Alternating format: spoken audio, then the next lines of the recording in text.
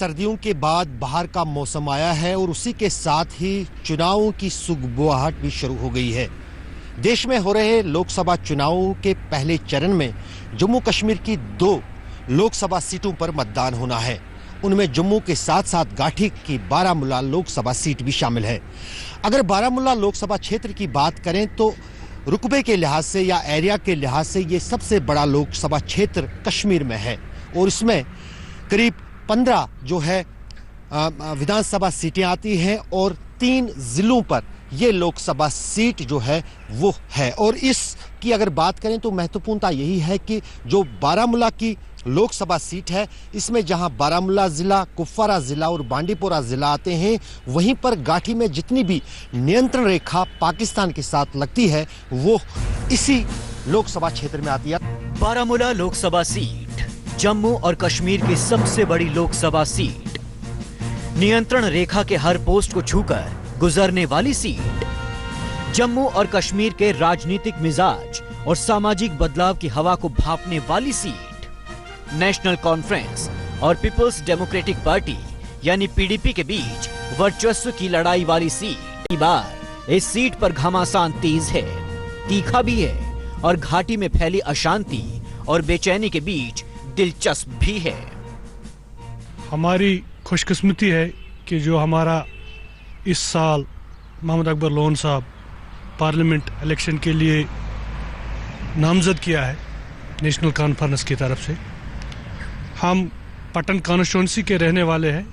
इंशाअल्लाह रहमान हमें बड़ी उम्मीद है कि लोन साहब जीतेंगे, इंशाअल्लाह जीतेंगे। हमें हम पिछली बात नहीं करेंगे कितना इग्नोर किया था पटन को, तो इस साल हमें बहुत उम्मीद है कि हमें बेदार साहब भी आया है और लोन साहब भी आया है। इंशाअल्लाह हम लोन साहब को बड़ी कामयाबी देंगे। जो मुझे फायदा देना है उसकी वोट डालना है, जो मुझे फायदा दिएगा। अच्छा, हाँ। तो किससे उम्मीद है आपको? शायद फारूक साहब। क्या उम्मीद लगती है आपको? वोट डालेंगे यहाँ पर? हाँ, वोट डालेंगे, 370 पर डालेंगे। हम उसको वोट डालना है जो हमको फायदा मिलेंगे। हमको पटन में एमएलए उठा रहा है, उसका नाम है रियाज बेदार। हमको उनको वोट डालेंगे कि हमको यहाँ कश्मीर में वो दफा 335 है, वो हमको बचाना है, वो हमको उनके साथ देते हैं। बारामूला में करीब 12 लाख वोटर हैं। पाकिस्तान के साथ भारत के रिश्तों के साए में इस सीट की प्रासंगिकता और अहमियत हमेशा बनी रहती है। यहाँ चुनाव ऐसे समय में हो रहा है जब घाटी सुलग रही है। पाकिस्तान प्रायोजित आतंकवाद का फन अभी कुचला नहीं जा सका है और घाटी में डर और दहशत का सन्नाटा पसरा है।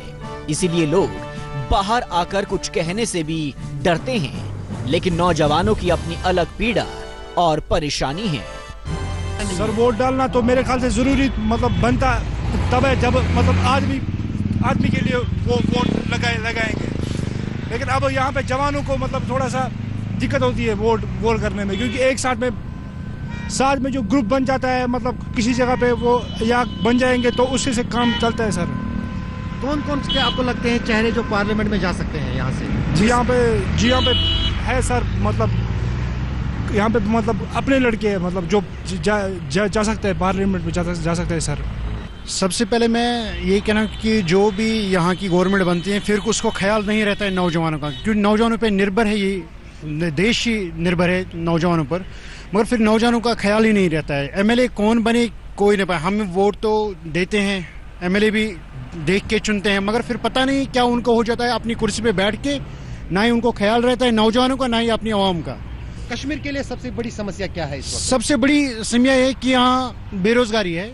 कोई इंडस्ट्रीज नहीं है यहाँ पर। प्राइवेट इंडस्ट्री अगर होती तो कम से कम यहाँ के जवान रोजगार उनको मिलता, मगर है ही नहीं। यहाँ कोई उस पर काम ही नहीं करता है। लोगों की समस्याएं अपनी जगह हैं। वो एक 5 साला सवाल सा बन गया है जो उठता है एक उत्तर के इंतजार में, लेकिन मिलता नहीं।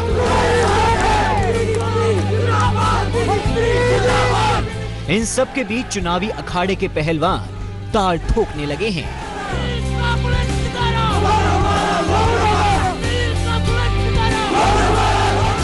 हम आगे बढ़ें इससे पहले बता दें कि बारामूला सीट पर 1957 से 1977 तक 20 साल कांग्रेस जीतती रही। 1977 से 1996 तक जब भी चुनाव हुए, यहां से नेशनल कॉन्फ्रेंस सीट जीतती रही। 1996 के चुनाव में फिर से कांग्रेस एक बार जीती, लेकिन इसके बाद नेशनल कॉन्फ्रेंस 1998 से लेकर 2014 तक यहां जीतती रही। पिछली बार पीडीपी ने बाजी मार ली थी। महबूबा मुफ्ती की पार्टी ने पिछली बार यहां से अपने सीनियर नेता मुजफ्फर बेग को उतारा था, लेकिन इस बार टिकट मिला है अब्दुल कयूम वानी को। चुनाव प्रचार की खाक छानते वो आज तक को मिल गए तो संसद में पहुंचने की अपनी तमन्ना के कई कारण गिनवाने लगे। पीडीपी के उम्मीदवार की हैसियत से जो आज मैंने फार्म भरा है, पीडीपी के पास एक मंसूर है, एक एजेंडा है। सबसे अहम एजेंडा यह मसला कश्मीर के हवाले से हम चाहते हैं पाकिस्तान हिंदुस्तान आपस में दोस्ती करे और मसला कश्मीर के सियासी हल के लिए पाकिस्तान हिंदुस्तान और यहाँ की अलहदगी पसंद मिल बैठ के इस मसले का हल निकालें, ताकि रियासत जम्मू कश्मीर में जो खून खराब हो रहा है, हमारी माओं की गोद उजड़ जाती है, हमारे बहनों से भाई के साथ बिछड़ जाते हैं, ये बंद हो जाए। और दूसरा जो मसला है जो यहाँ हमारे प्रीवियस गवर्नमेंट ने जो यहाँ पोटा टाडा जो ड्रैकोनियन लॉज नाफिज किए हैं, हम उन ड्रैकोनियन लॉज का खात्मा करेंगे और रियासत के तीनों खित्तों की यकसान तरक्की के लिए मैं काम करूंगा। वैसे देखा जाए तो बारामूला की सीट फारूक अब्दुल्ला की पार्टी नेशनल कॉन्फ्रेंस की परंपरागत सीट है। 1977 से लगातार जीतती रही, बस एक बार 1996 में हारी और फिर 2014 में। इस बार उसने अपने विधायक अकबर लोन को मैदान में उतारा है, जो नेशनल कॉन्फ्रेंस के विधायक भी हैं। हम आगे बढ़ें उससे पहले आपको बता दें कि अकबर लोन वही हैं जिन्होंने जम्मू और कश्मीर विधानसभा में पाकिस्तान जिंदाबाद के नारे लगाए थे, लेकिन हिंदुस्तान की संसद में पहुंचने की तड़प काफी तेज है, इसीलिए कश्मीरियत की दुहाई भी दे रहे हैं और इलाके की बेहतरी के लिए वादे भी गिना रहे हैं। लोन साहब, आपने जम्मू कश्मीर में जो विधानसभा चुनाव कई बार जीते, असेंबली के स्पीकर भी रहे और अब आपने फैसला किया कि आप पार्लियामेंट जाएंगे, तो जो आप चुनाव लड़ रहे हैं, सबसे पहले तो ये है कि जो इस बार की टक्कर देखी जा रही है, पिछली बार मुजफ्फर हुसैन बेग पीडीपी के जो ये सांसद थे वो यहाँ से चुने गए थे, अब की बार वो मैदान में नहीं है। माना जा रहा है कि आपकी जीत तय है, तो पार्लियामेंट जाके आपका क्या सबसे पहला रहेगा और किस लिए आप ये चुनाव लड़ रहे हैं? कि सबसे बड़ी बात जो है वो ये है कि कश्मीर में अमन और शांति कैसे आए, कैसे रहे और किस तरह से आ जाए। इस बारे में मैं बार बार ये कह चुका हूँ कि जब तक न मसले कश्मीर को हल किया जाएगा, यहाँ के लोगों को उनके ख्वाहिशात के मुताबिक मौका दिया जाएगा अपने वोट के इस्तेमाल के लिए, तब तक तो ये बिल्कुल सब बेकार बातें हैं। तो इससे बढ़कर मेरे लिए और क्या खुशकिस्मती हो सकती है अगर मैं यहाँ से चुन के गया और पार्लियामेंट में एक आवाज़ लेके जाऊंगा जिसका यहाँ के लोगों को से वोट लिया भी गया है।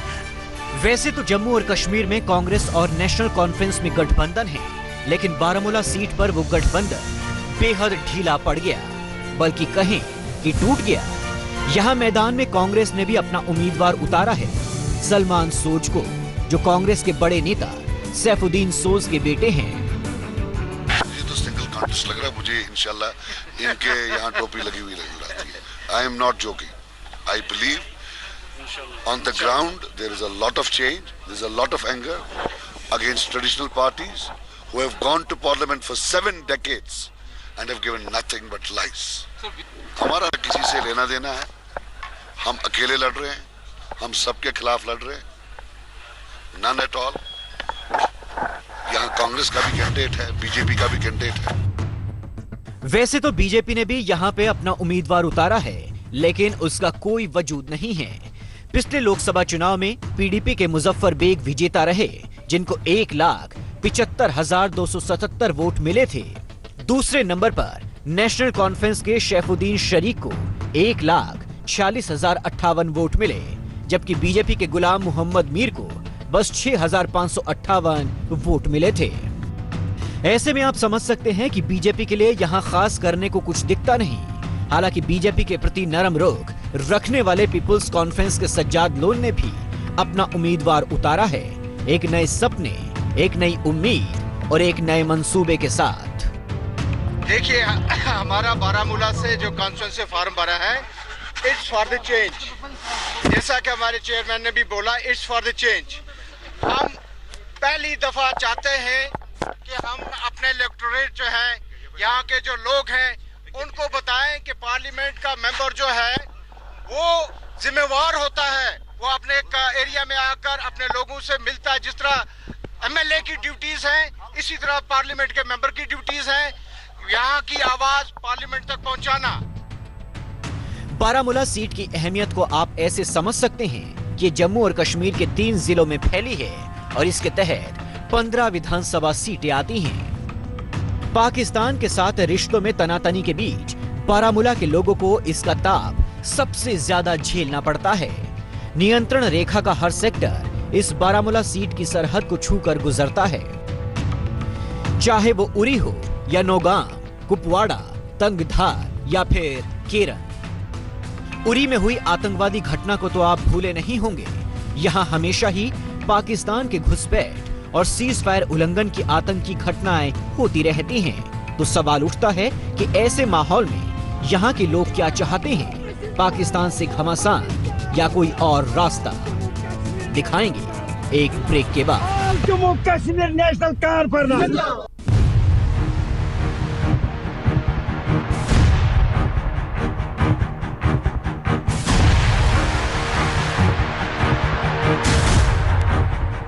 बर्फ की वादियों में ये इलाका चाहे ठंडा जितना भी रहे, लेकिन यहाँ पाकिस्तान की आतंकी हरकतों के बीच तनाव का पारा चढ़ा ही रहता है। पुलवामा कांड के बाद पाकिस्तान ने जैसी गैर जिम्मेदारी दिखाई, इसके बाद भी यहाँ के लोग चाहते हैं कि बातचीत से रिश्तों को बेहतर करने का प्रयास होना चाहिए। हमारा जो मौकफ है कि इसके 2 पहलू हैं, एक एक्सटर्नल पहलू है, एक इंटरनल पहलू है। एक्सटर्नल पहलू पर तो सारे लोग इस वक्त चला रहे हैं कि भाई हिंदुस्तान पाकिस्तान बात करे, ये तो एक नेशनल लेवल की बात है। हम ये है कहेंगे कि इसका इंटरनल पहलू जो है, जिसमें हमारे वो बच्चे नौजवान जो नाराज हैं, जो इस वक्त डिप्रेशन में है, डिस्प्रेशन में है, हम कहेंगे कि उनके साथ बात करिए, रिकॉन्साइल करिए, इंटरनल पहलू को पहले अटेंड करिए कि ये देखिए कि 87 में क्या हुआ, मिलिटेंसी को स्टार्ट करना किस वजह से हुआ, मिलिटेंसी क्यों हुई, फ्रॉड कहां कहां हुए, अकाउंटेबिलिटी करें। उसके बाद इन बच्चों को जब हम अपना मना लेंगे, हम नेशनल लेवल पर इनको अपनाएंगे, तो मुझे उम्मीद है कि आधा रेजोल्यूशन उस पर हो जाएगा और इंशाल्लाह ये हालात में पार्लियामेंट तक पहुंचाऊंगा। अब 11 अप्रैल को वोटिंग की तैयारी में नेता और उम्मीदवार जुट गए हैं। बिगड़े माहौल में लोग बहुत खुलकर तो नहीं बोल रहे, लेकिन उनकी राय उनके वोट के रूप में जरूर बोलेगी जब 23 मई को ईवीएम खुलेगी।